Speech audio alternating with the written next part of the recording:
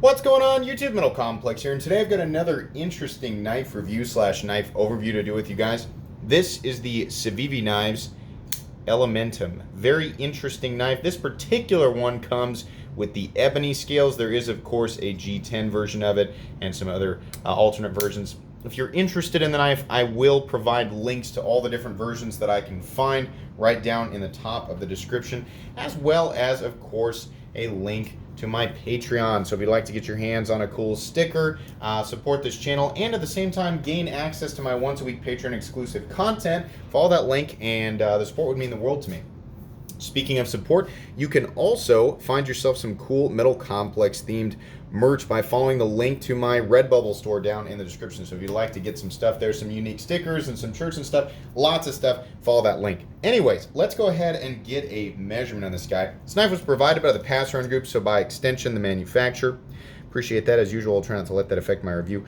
Overall length coming in at 7 inches. Not a big knife. From tip to scale, you are looking at, it's 3 inches. I mean, you know, it's right there on the line. So it depends. It's going to be circumstantial. I wish they'd make it, you know, I kind of agree with Nick Shabazz on this. I kind of wish they'd make it right under 3 inches to just make it uncontroversially legal in places where that is the limitation, but it isn't, so that's the case.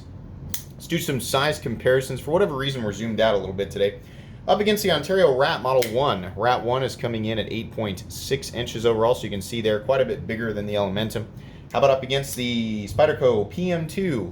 PM2 is coming in at 8.3 inches overall, so again, a little bit longer. How about up against the Benchmade Group Tillion, or in this case, the Ritter Hogue? Ritter Hogue's coming in at 8 inches overall, so again, quite a bit bigger. And last but not least, the Spyderco Para 3. Para 3 is coming in at 7.25 inches overall, so a little bit longer. That's a good size comparison. You can see there for those of you who are familiar with the Para 3. What are we looking at for materials? So in this case, we're looking at the ebony wood scales and steel liners, and then we have a D2 blade. Actually, it doesn't say there, but I'm pretty sure it does on the box. Let's pull the box here real quick. There we go. Yeah. Ebony wood handle, gray stainless steel liner, and Chinese, well, it's from China, but it's a D2 steel blade. So that's what you're looking at for materials. Not super duper thick on the blade stock. Let's go ahead and turn that on and get it zeroed out properly. I'm going to guess less than, about maybe 115 thousandths. Yeah, on the money. 115 thousandths by mine. Could be a little more, a little less. Let's go ahead and weigh it here real quick. I'm going to guess it's not going to be substantial in weight. Certainly doesn't feel heavy. Yeah, 2.72 ounces. That's going to make a lot of people happy. Nice ratios there. Also has an excellent carry profile. Let's put it up against the usual suspects, the Spyderco PM2 and Spyderco Para 3. You can see there, definitely not going to take up nearly as much room in the pocket in terms of height. How about thickness? Up against the Spyderco Para 3, which does have stock scales on it. It's just a little teeny tiny bit thinner down at this end. Yeah, just a little teeny tiny bit thicker, or I'm sorry, Para 3 is a little thicker, and the pocket clip sticks up a little bit more. So yeah, no issue with carry profile. This is going to be unbelievably easy to carry. Let's take a look at this blade. We have a very basic drop point blade, very straightforward, very EDC oriented blade. I have no problems with this blade whatsoever. They've even managed to knock down these areas that are usually sharp on a satin blade, so that's nice. You have a flat that carries out about, I don't know, 70% the length of the blade, maintaining, you know, a decent amount of thickness on a blade stock that's not really thick to begin with to a pretty substantial part on the blade. So you don't have the most delicate tip in the world for a blade stock thickness of this type, or well, you know, at 115 thousandths. So that's nice, but there's still plenty of room to drop down towards a nice thin cutting edge. Fantastic. There's no real, you know, it's nothing to complain about here. They even kept all the branding off of it, all the billboarding, so it's a completely sterile blade. Very handsome blade, very on board with that. We do have some meaningful jimping back here, which is nice. Just sharp enough to gain traction, not enough to annoy you. Something that does annoy me a little bit is the sharpening choil. It looks like an, I mean, you can choke up here, but I just want a little more room. If we're going to shape it like this, I want to be able to get my finger up there and really choke up, but I'm really running the risk of touching that right there, so I would have liked to see just a little bit more. It's not that big of a deal, though. No double clutch, though you do have to kind of be cognizant of where it comes down. It's kind of right in between, right? Too far back and it's going to slip and you're going to drop that blade on your finger. And then, too close and you kind of run the risk of it popping back over the detent ball. It's not really that. I still wouldn't say it's got a double clutch, so not really a problem there. You can see there, no shouldering, but there's where it, oh wait, no, I'm incorrect. There is shouldering. It does wrap around that stop pin. That's nice, additional surface contact. All of these edges have been nicely rounded off, so there's nothing sharp here to speak of, and that's nice. I always appreciate Civivi's show side pivot there. Looks nice with the little C. Really like that. Also, the flipper tab does a great job. We didn't talk about action, did we? The action is pretty much exactly what you'd expect from a Civivi flipper. It's got a nice, snappy, medium strength detent. Small little flipper tab that really is not obtrusive in any way, shape, or form, but it also has enough for you to catch on whether you like to do a light switch or you're more of a push button person. It's going to act exactly the right way. And it's not sharp. For being a small little thing with a little jimping on it, it's nice. It's very comfortable. For those of you who like to fidget with your knives, you can do this over and over and over again, no problem. It does need a little bit of encouragement, but I wouldn't call it, I don't think this is a knife that's going to fall shut over time, but just with a little bit of encouragement, it is going to sort of shake shut. The knife does run on bearings. Where is my flashlight? I don't know where my, oh, here it is. Knife does run on bearings, so that's nice. It's going to give people that nice, slick, sort of crispy action feeling. Really like that. Your scales here, the ebony wood scales, these would not be my first choice, but I know a lot of people really like this ebony wood thing. I probably would just go with simple black G10, but sometimes I'm kind of a basic guy with a less expensive knife. By the way, this is for those of you who don't know, Civivi is essentially the budget line of WE knives, so you get a lot of quality, excellent fit and finish for a reasonable price.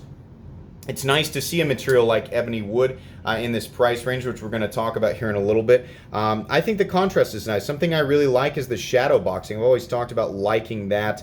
You can see there the liners are a little bit wider than the scale, so you can see them from the outside. Some people like that, some people don't. I appreciate the fact that they are full steel liners, absolutely, and I like the shadow boxing. Another thing I like, let's get out my handy dandy Ouija bit selector and Ouija bit driver, two items that are extremely inexpensive that I can recommend to everybody, and there are links down in my description for these two items, as well as links for some of the amazing high-end production knives that I show on the channel every day, and some of the budget knives that I really like. I've got stuff that I like, stuff that has been popular for the last few years. Whatever it is that you're looking for, EDC tools, EDC gear, you're looking for knives, you're looking for some of my merch, it's all down in my description. There's lots and lots of stuff down there, so check it out if you've got an itch you need to scratch. Anyways, something that's really nice, this is a T8 by the way, and I can already tell, is that the body screws and adjustment heads, everything on this knife is T8. That is wonderful. Let's take a look at the adjustment side pivot. Yeah, that's great. Thank you so much, Civivi, for doing that. I think that is usually the case with their knives. That just makes everything so much easier. Absolutely. You only have two body screws. You've got two standoffs and two body screws on the other side. That's one of the setups that I really enjoy. That's perfect. Easy to clean out, easy to take apart. It's just amazing. I love it. Little area back here for you to put a lanyard through if you'd like. I don't really like that this is open. I would rather it just be the scale and the hole, but that's just me. I don't know if you think the same way as me. It doesn't really cause an issue. I don't like that. It's unsightly to me, but it's not that big of a deal.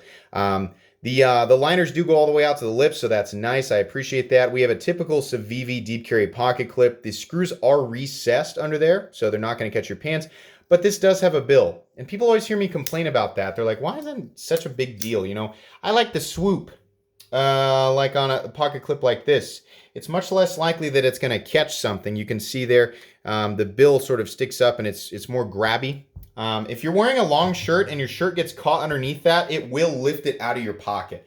This knife has this Guardian Tactical Recon. I love it, but it's got the same type of pocket clip. I have lifted this knife out of my pocket twice with a long shirt. And if it can catch a shirt, there's a whole multitude of things it can catch. So I don't like pocket clips like this with the bill. It's not that big of a deal. The pocket clip is a little bit of a hot spot because of the size of the knife and where it's positioned. It's not that bad though. It's not the worst thing in the entire world. But if you're using this knife without gloves, you're going to cut for a long period of time over and over and over again. Yeah, you're definitely going to feel it.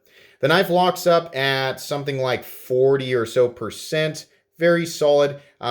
This has a hint right now of side to side, but I know that if I crank on that just a little tiny bit, that it'll get rid of that. If I just barely wiggle it, I can't feel it, but if I really wrench on it down at the tip, I can feel it a little bit, just being honest with you guys. But keep in mind, this has been around to some other reviewers. It likely has just come loose a little bit, and it can probably be adjusted out. That is the case sometimes.